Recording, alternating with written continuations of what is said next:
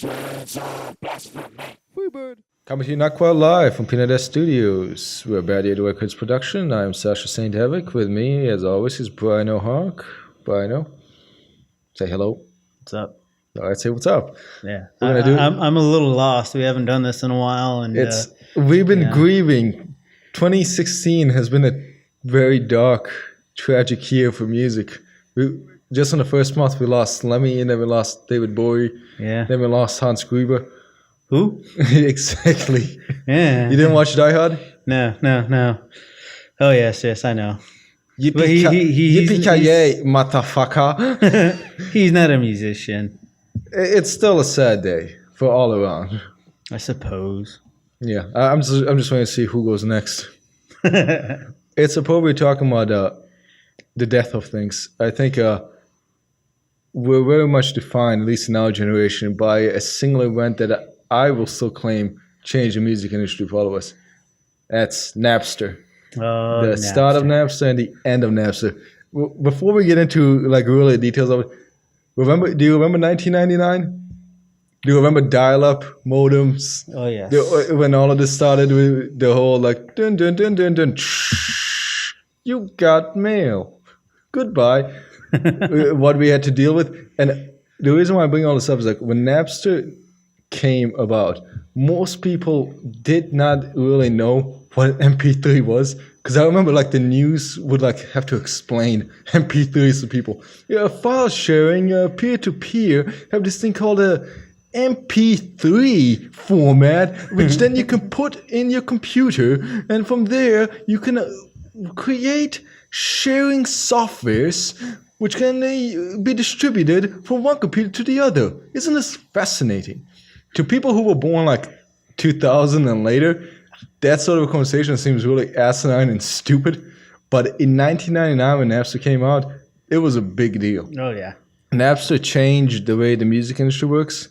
It turned up on set. It changed the way music is distributed and the way it's consumed, to the point where now it's all normal. Like the digital format I'm talking about. Now it's the norm. iTunes, Spotify, things like that. Back then, in 1999, you had to, if you wanted a song from any artist, you had to get the CD, you had to buy the entire album, where you might like 3 tracks, you're going to feel meh about 3 more, and then the rest you're probably going to skip over. Let's be honest about this. Yeah, that's true. So you had to buy the whole thing. You had to pay $16.99 or higher for a full CD of like 12 to 15 tracks, where you're only going to enjoy about a third of it at best. Yep. Nowadays, thanks to Napster, I'll still say thanks to Napster, you don't have to put up with that bullshit anymore. Oh, yeah. And the record industry hated it. They hated it so much. When it first came out, they wanted to stop this new technology that came out. When Sean Fanning and Sean Parker first brought it about in 1999, and people were no longer bound by the wills of the music industry. They were no longer having to be seen like slaves to the market industry, where they pretty much have to just sort of shill away the money, your puny little allowance that you were spending on that, and that you earned, working at McDonald's or whatever. Now you can control the songs that you put on a CD. You can customize your CD. You could do that in the past only with like a cassette player holding down the record, but the record button on the radio as the songs that you like started, and then you may mix things. Now you can finally get them in one place. You can put them all together, and oh my god, did they fight that! And I think in many ways they showed their true colors. So saw what the business was really about, which was the bottom line, which is cash. Yeah. I mean, you want to take it from there? Give your thoughts a little bit. I mean, everything you said, I agree with.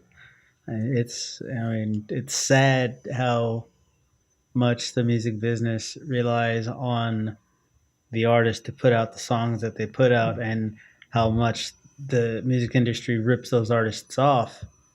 And Napster showed that, as you said. I mean, before Napster, before the file sharing or any of that stuff, people who weren't in the business or really studied, the music business, didn't know how much the artist got from each album sale and how much the recording label or whatever label got from it too. I mean, it's like, just put it in perspective, an artist who slaved away in the studio, paying sometimes out of their own pocket. A lot of times the studio will pay them to give them $10,000 or whatever to do an album. And then they slave away in the studio. They slave away before the studio, writing songs, trying to get, things ready to do an album and put it out there to their fans.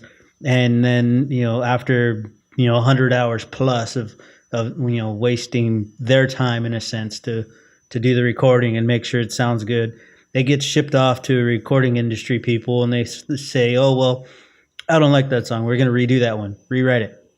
Or, stuff like that. Or, okay, this is the single that we're going to put out. And it may not be the song that the band likes or the artist likes, and so when Napster comes along, the artists can cut that middleman of the record labels, and they can go straight to, okay, here's a song we put out. It's free for you. And they don't make any money from it. Exposure. But the thing is, they're getting the exposure, and the record label not making any money from it. And the thing is, like, from the albums that the artist would make, spending all that time, they'd probably get about 10 cents on the dollar. The record labels get the rest. So 10,000 plus albums, it's a lot of money. Well, you're saying, like, from the rational perspective that we have now, now that we're so familiar with technology, at the time, though, a lot of musicians, especially I guess the established ones, the ones who you would say, were recognized by the industry, they fought tooth and nail against this. It really showed the divide between the fans and the artists, and I think it's a divide that hasn't really been bridged. A lot of people felt really jaded of what they saw as far as the behavior goes. You say, like, all the benefits that an artist, an up-and-comer could get.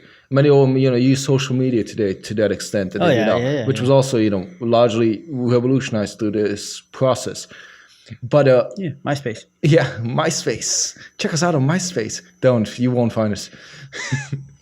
But at the time, though, if you listen to, like, MTV News, which still existed back then, if you listen to, like, if you read the music magazines, the early web blogs, now just blogs, the sites and things like that. Yeah, man, they were fighting. It was like the only thing that anyone said. And even nowadays, when they look back on, like, oh yeah, well, Napster had some good ideas, but ultimately we saw this was a great problem. They will still say, no, this was something criminal. This was something that had to be squashed, something that needed to be stopped.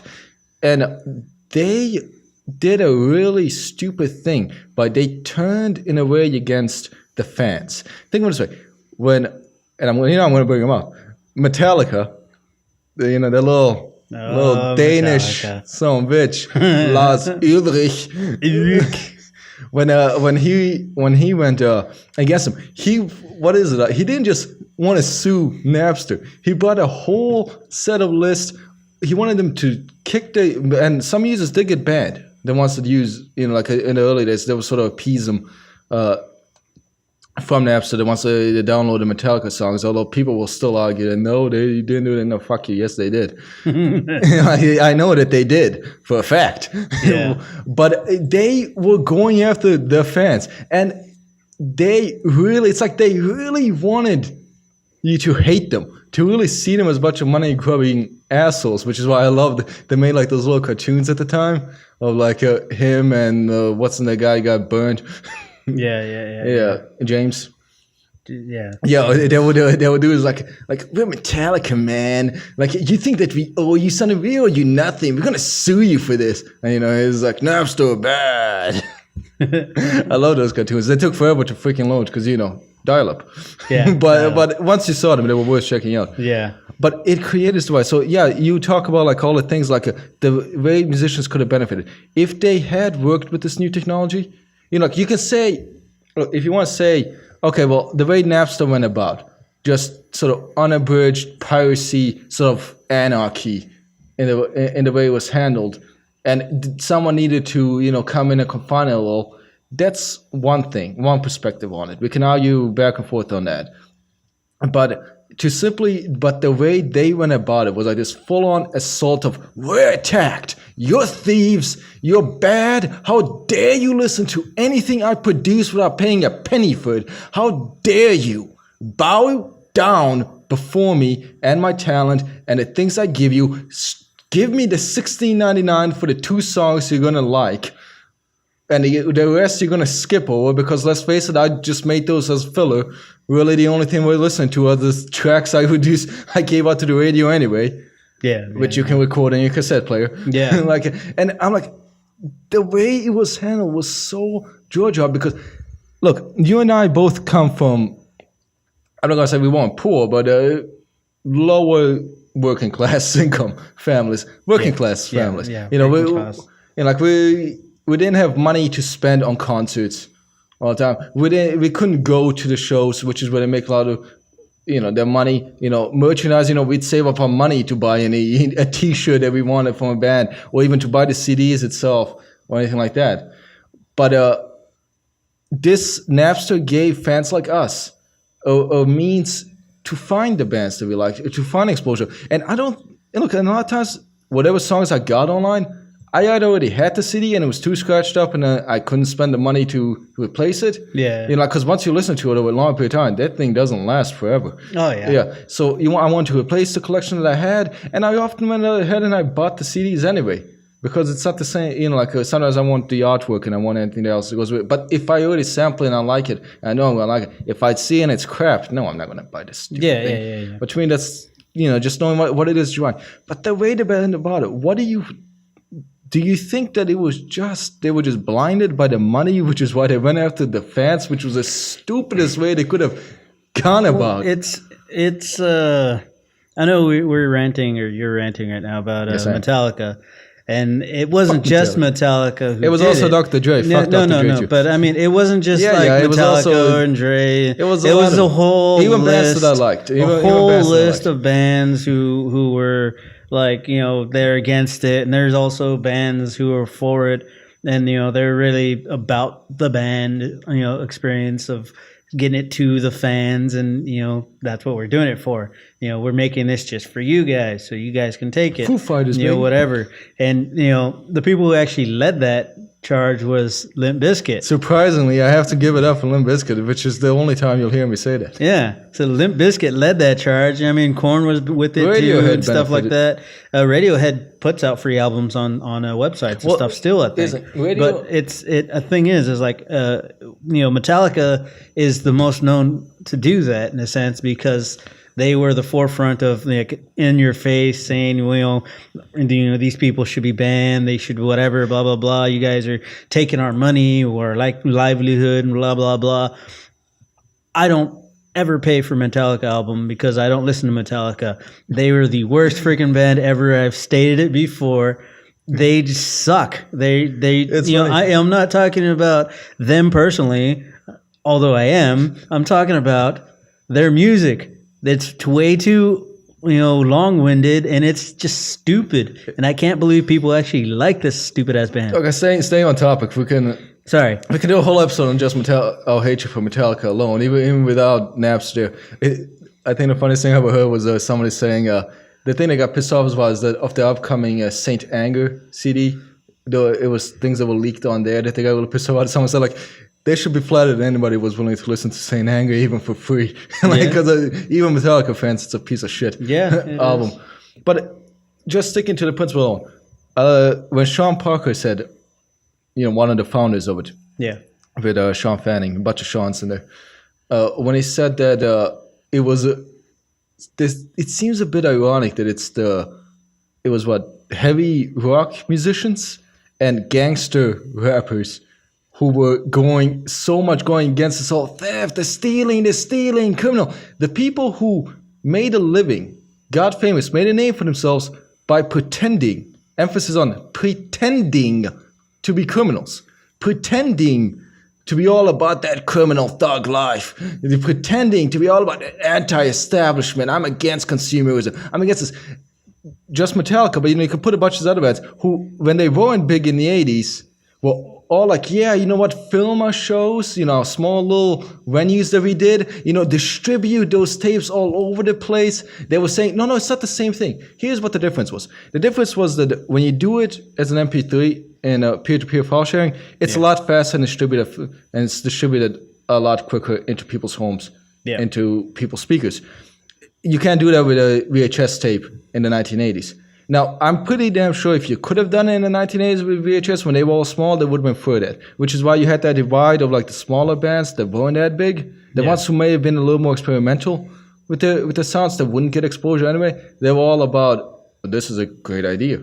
Yeah. Like, this one, let's take advantage of this. And look, they're not doing it for their humanitarian altruism. Of course, I understand they did it because it gave them exposure. And I understand that the reason bigger bands didn't like it was because they felt like they, as in the words of, you know, Lars from Metallica, they were losing control. And like they want to keep control of their product. And it keeps using the word control, which it's so goes against what I already mentioned, that anti-establishment, where they were all about like, we're all about, you know, fighting the man. We're all about, you know, like breaking down those barriers and, you know, like giving it back to the people. And imagine how disillusioned a whole generation felt.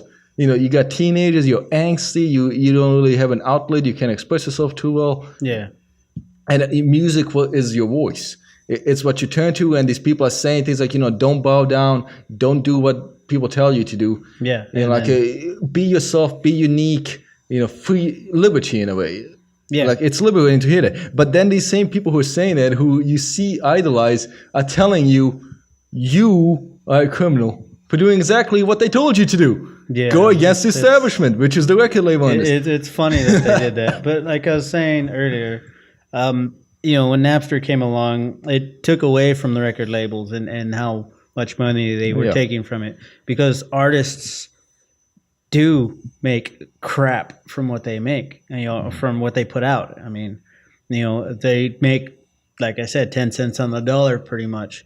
You know, a lot of the times what happens is the record label will give you, you know, like a certain amount of money, depending on how big you are, but say $10,000, you think, oh crap, that's a lot of money. No, because they have you go to their, you know, recording people that, you know, they want on their label, or what, you know, that they have in their pocket in a sense, a lot of the times. And then you basically paying back the record label in a sense, because you're paying that engineer and that producer and you know, that studio to do all the work that you can to do your recording. And then that money, pretty much, they give a little cut to the labels because they sent you to them. And then, you know, the album cover art, you have a certain artist that you have to go to for it, you know, that the record label wants you to go to for an idea and stuff like that. So basically, they run the whole experience of making your album, you know, and then they try to make it look like, oh, you did all the choices on it and stuff. And then, you know, in the end, when you do your CD sales of whatever, $16 a pop, you know, now you can get them for cheaper, most likely. And, you know, other than online. I mean, if you actually go into like a store that actually sells them, because they're fairly cheap. Why would you buy it? But out of all those, say $16, you know, the artist will get about $4. The rest of it goes to the record label until you pay them off. Well, they give you so much money that you can't pay them off with that one album. You have to make a new album, which, guess what? They give you more money for it. And so you just basically get put down and you know, further and further in debt in a sense. And that's why when Napster came along, it took away that process. And that pissed off artists for God knows what, because that's weird. You know, you'd think that all the artists would have been like, oh, hey, yeah, but no, whatever money they were making, it pulled off those, you know, the couple bucks per song or per album that they got. And, you know, and the record labels got even more pissy because they, you know, 90% of their income pretty much got taken away. And so, you know, bands who weren't big or weren't really known got bigger because they came out and said, oh, we're for Napster, or we, you know, here's our album, try this out. That was like the perfect spot for some people who weren't known to come in, because they can say, oh, we like Napster. Listen to our song. This is our band. We're cool. You know? And so that would get you to like, oh, okay, hell, let me check these guys out. Some of them, they're fine. You're good, whatever. Others, I was like, ugh. I would never spend a penny on this. Look, it's like, but hey, I tried it. It's okay. It's like self-publishing. You're gonna find a gem amongst a bunch of turds. Yeah. Like it's just how it is. But I think you did stumble on something here. Beyond the smoke screen, the posturing, of the whoever, whichever artist, complaining about this, whatever, they can say whatever they want about it.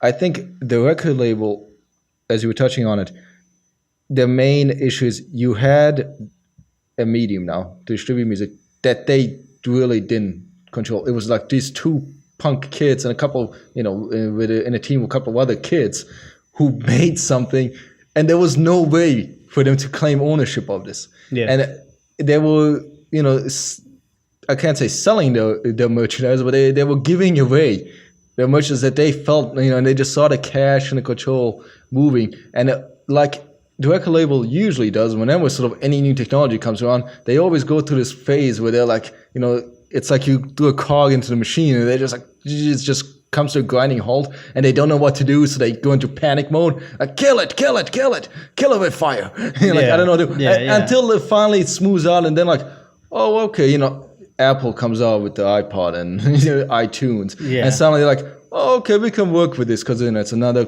big company, corporation like us, and we can work together now. And going to iTunes, that's the thing is, Steve Jobs did jump on the wagon in a sense of, hey, music on the internet. He's smart. Let's do this. That's a good idea. Except so we don't get in trouble, we're going to pay off the labels they buy a song for $1. We get 10 cents. They get 90 whatever, 80 cents, 89 cents. Doesn't matter. And so that's the thing is like, okay, well, this is the way to do it. We're paying you, so technically we're being legal. But when iTunes first started, there wasn't a big selection. Their labels were fighting it. There's, same type of thing. Artists were like, well, why do that? We have this, or this didn't work out. Napster's, getting so much trouble. We're not going to go through this hassle with you guys and stuff. And so, that whole thing was, I think, is kind of funny that iTunes is big now. Everyone knows iTunes. Everyone shops for iTunes, not just for music now. It's for videos and whatever else, podcasts. Yeah. And you can get some free stuff on iTunes, and you can pay, pay for whatever full albums. You can get albums before they're even released on iTunes. And now there's, other stuff that, whatever, Move Music or whatever, and now Spotify to listen to albums. If you pay for whatever, you can listen to Save Junk. There's all these other things out there now, which I think all has to pay tribute in a sense to Napster, because there was nothing like it before. At least not with the capacity it had. I'm sure people did have file sharing, but not to the extent that Napster had. Yeah. Not to the number of users that had it. And then the whole craze. I don't know if it's still a craze now, but the whole craze was a year or two ago with the whole torrents and junk. Yeah, I think has to give a little bit of praise towards Napster too, because Napster had it with the slowest freaking way possible, and it had millions upon millions of people doing it. And then, from there, it spawned out to like LimeWire and whatever else. Which nobody goes after. Like, all these other sometimes stuff. They'll go after them, but like people, they've just kind of, it's a Pandora's box. When the technology first came out, they tried to close the lid. They can't close the lid anymore on it. And now they just kind of begrudgingly accept, people are going to pirate probably most of the songs we had. The majority of people listening to music aren't going to listen to it. And you know what happened? The music industry still survived, right? Yeah. Artists still make a living. They're not hungry. They're not begging on the street.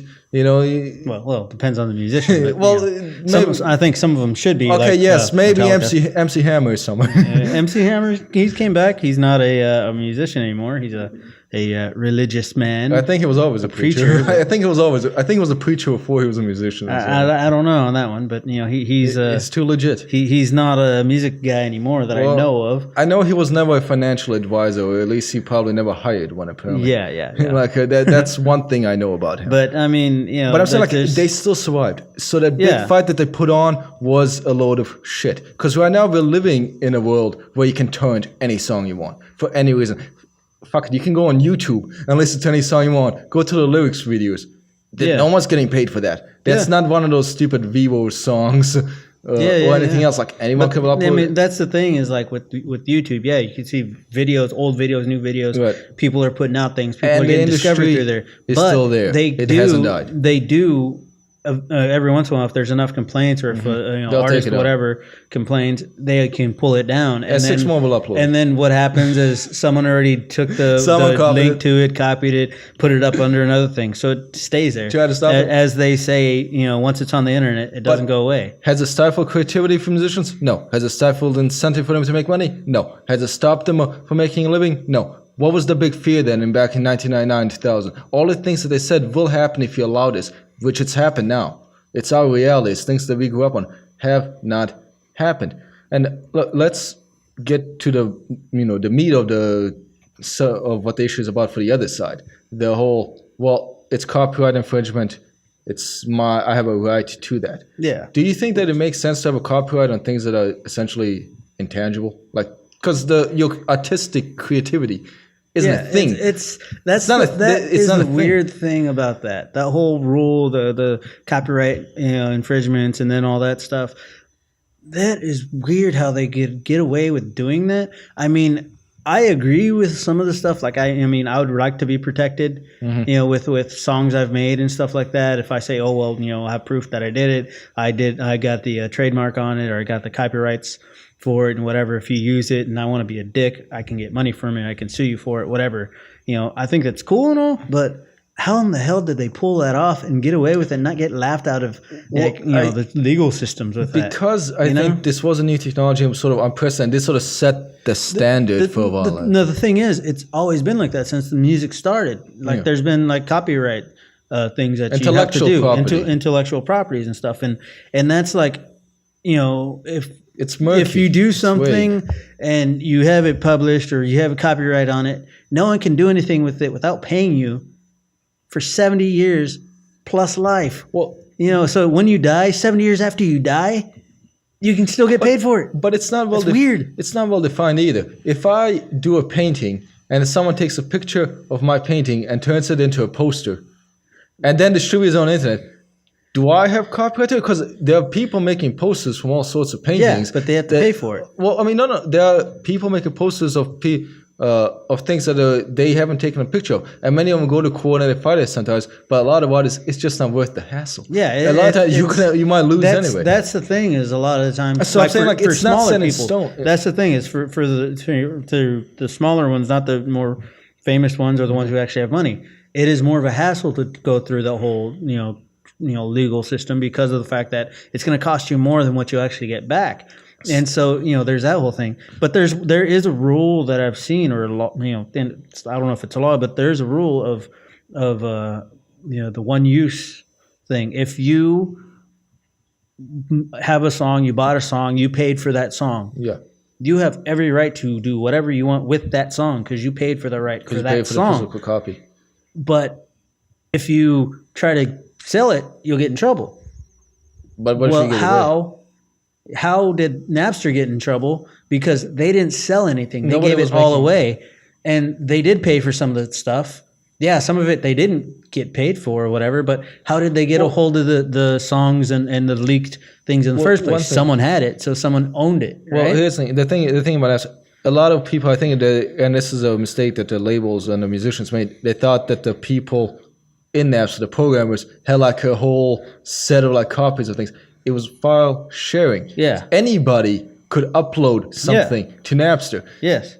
Like there was no source for I mean you can track it down certainly, but it really like there was the vast number of users that there were, it would be a hassle to do all that. So it wasn't like one specific source that was coming to, and because the technology was so new at the time, people didn't really understand that. There is no office where people were burning CDs. As one of the owners said. That's the thing is what I don't get is how did they end up getting in trouble in a sense because they didn't sell anything.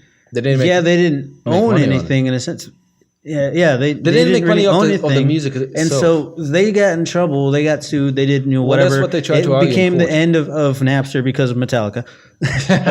But not just Metallica. But that whole thing. But yet, how is it that there's a whole thing out there like there's the one use or the one use law in a sense to where you buy something, a song or a CD. you can distribute it for free and you won't get in trouble. That's one thing I don't understand on this whole, the whole Napster thing and why they got in so much trouble and why there's so much like, oh, well, it's illegal to download a song from, torrent sites or whatever. If someone paid for it, they're distributing it. Ultimately, Can you not just say, oh, cool, they gave me a copy? Because in the long run, it's someone just handing you a copy. They argued that because of the vast quantity of things, there was no accountability for it, and because it was being distributed to the point where the actual creators of the medium, the art, didn't make any money from it. Yeah. I know because they had no control over its distribution. That's what the violation was in. Yeah, that's what they got. They got on technicality in a sense. Yeah, and they'll say like people like us, like, well, what we're defending is piracy and theft. And I'll say, you know what? Let's say I am.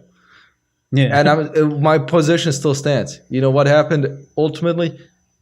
The industry did not die from this file sharing system that's prevalent now. Yeah. You're still around. What were you bitching about? That's the funny thing, though. I mean, as much as some of the artists were sitting there and like complaining and saying, oh, against Napster, they're still getting screwed over by their labels that were fighting Napster as well. You'd think that, the labels who have screwed people over so many times, and it's not just whatever, and still do it. You'd think that the artist would be like, yes, let's back this. Screw them. We'll go to your things. We make all our money anyways through concerts and T-shirt sales. Guess what now? The music labels are like, oh, no, we're putting you under an umbrella contract. Any sales you do, music or merchandise or tours, we get a part of. I was like, what the hell? That's screwing the musicians over. There was a missed opportunity. Like I said, let's say the first incarnation of what Napster was, just a file sharing, let's say it wasn't ideal. Yeah. It could have become more of a partnership between the musicians themselves, fuck the labels, the musicians themselves and the fans and the consumers. It could have been more of a partnership with that. It wasn't because with the spearheaded by the labels, under their, influence and all that, they went against it so stupidly, full force and stubbornly, and just like, they're taking my money, gotta go get them. Taking my money, gotta go get them. And it created such a backlash against them. Like now you can't even think about many of these artists without thinking like, well, they're there for the money. Everyone's so skeptical and cynical now for a reason. It's like whenever a musician comes out, well, I don't care about the fame or the wealth. I just want to, give my art to the world. Does anyone really buy that crap anymore? Of course they don't. Yeah. And because of technology, they've sort of been forced to begrudgingly just accept no one wants to pay. As much, we don't need to pay that much for your music anymore. We'll decide what the worth of it is. Yeah. And we'll reward you based on that. Like if we don't want to pay, the full $16 for it, we're not going to. And we're going to decide which songs are going to, rise to the top, which is going to fall to the bottom. Often we decide very, very wrong. Yeah. Like I just saying I'm not in any way swayed by the idea that the people always know what's right. Sometimes people are just fucking stupid. Like we make some dumb decisions as consumers. But I feel like it's such a tragedy because it's such a missed opportunity with the whole Napster thing. Because here was a new technology brought about by these young people, for young people, let's face it, that's what it was, our generation. And it was so interesting, and it could have been such a huge thing. However, it ended up being swung. It fell into this spider web of just nonsense and just greedy assholes who were just determined to destroy, not even thinking about could we utilize this medium for the, to find some middle ground for all of us. Yeah. The fans. And even the artists and even the labels. So I still don't think. I think they hate this. I am absolutely convinced the record labels hate the fact that iTunes exists. I think I don't maybe think not so. iTunes specifically, but this technology. Yeah, well, I don't know. That's the thing is I don't know what the labels think about. Well, I don't know what the labels think about like iTunes and stuff. Yeah, at first I don't think they liked them, but now that they actually make money, that they make a profit, they make a lot of money through iTunes. Bad example. They don't really like they mind hate, them. Let's say they hate things like they don't like BitTorrent. They don't like stuff like that. Yeah, because people are getting free movies, free music and stuff like that, and so but I mean, and people don't feel bad about it. They don't. No one gives a shit. That's the thing is, I mean, And I think partly because of the response. If there wasn't the whole backlash with Napster and the whole whatever controversy and lawsuits and stuff that Napster ended up getting through, you know, we wouldn't have this conversation. People wouldn't think of BitTorrents and sharing and stuff as they do now, you know, because the record labels threw such a hissy fit, and you know, Metallica was just a little bitch about it. You know, that keep putting that in. They don't, you know, we see it as oh well, you know, I have to watch what I'm doing. You know, they're gonna watch me. The government's watching me. The government has too much damn stuff to do. Yes, there's a small little spot in the FCC or whatever that kind of sees something when someone gets caught and whatever, and they usually get fined about $600 to like $1,000 plus. There was one moment they got an absurd amount a few years ago, but those cases are far and in between. Yeah, and so that's the whole thing. You know, with Napster, it brought along something that, in the end, the music industry profits from. Mm-hmm. So they shouldn't have thrown the hissy fit that they did in the first place. And then there's the whole, the whole controversy of, downloading music. So that's a whole different topic that I think we should carry on for a different day. Right. You know. And by the way, if for those who do watch our podcast, yes, I'm shaven. I look completely different. You shave the ones they'll compare that picture. They'll go like, "Who's that new guy? Yeah. Why does he have the same name as the old guy? What happened?" Like. How did I go? I look exactly the same. I'm always the same. It makes sense. But yeah, I think we've kind of stated what we can about this topic right now. Well, I think we can carry it on a little bit later. Well, let me ask you one quick question then before we close, and we can close on this point. I just want to. Do you think ultimately, Napster lost? Yes. Ultimately, that and that's not the question. Napster lost the lawsuit. But because the industry was forced to go through this change to get into the digital age, out of the stone age that they were in, do you think ultimately that we all won, the consumer? Yeah. Because they were forced to see that, the way we were doing it was bullshit. This is the right way, even if they didn't win. I think the consumers pretty much won in the end. We're still screwed over in some other, aspects we'll of always it. Be screwed over. But, I mean, the artists has been the ones who have been screwed from the beginning. And, like I said, that's a whole topic that we can carry on from a different, at a different time. And, we should. You got nothing but time. Yeah. We got nothing but bandwidth. Yeah. That we distribute freely to the public. Yeah. Because we make no money off this. Yep. All right. So I think that said, we'll be back next week. Let's hope nobody else dies. Yes. That's famous. Hopefully. If normal people die, we don't care. Yeah. That was a joke. There's going to be a podcast coming soon where I'm going to play a little bit of a Bowie song, and hopefully it goes well. Nice. You got to give us a little bit of a clinkety clank clank. Yeah. We'll see though. All right. Well, we're looking forward to it. All right. Catch you guys next time. All right. See you guys.